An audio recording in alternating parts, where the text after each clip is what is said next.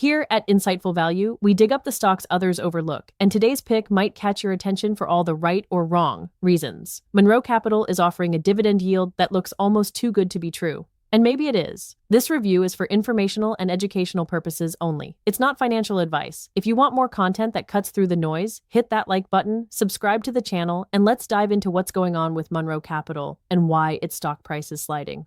Monroe Capital is a business development company, meaning its core business is lending to small and mid-sized companies, especially those underserved by traditional banks. That includes providing senior secured loans, unitranche financing, and junior capital solutions. Think of it as a niche lender playing in areas where big banks hesitate to go. Monroe earns income from the interest on these loans, making it appealing to income-focused investors, especially because it pays regular dividends. But let's talk about why the stock is down. As of today, Monroe Capital is trading around $6 per share, which is near its 52-week low. The drop was triggered largely by disappointing first-quarter results.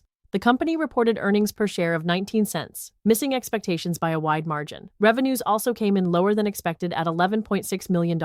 More worrying, the net investment income failed to cover the dividend for the quarter, raising real concerns about dividend sustainability. And speaking of dividends, Monroe has maintained a consistent quarterly payout of 25 cents per share, but this payout is increasingly being supported by reserves rather than actual income. That means the company is using past earnings spillover or potentially even borrowing to keep the dividend alive. With a yield currently around 14%, it might look tempting, but if it's not supported by earnings, there's a real risk of a cut. From a value investing angle, there are a few reasons this stock is worth a second look. First, Monroe's net asset value remains above the share price, though it's been slipping from around $8.85 to $8.63 recently. That discount to asset value might appeal to contrarian investors. Second, the company has a relatively diversified portfolio of borrowers, though a few investments have moved to non-accrual status, which is a red flag for credit risk. Financially, Monroe operates with moderate leverage. Its debt-to-equity ratio hovers around 1.45 times. Yields on its loans have declined slightly as market rates have cooled, which squeezes margins and reduces net income. At the same time, expenses, particularly borrowing costs, remain elevated.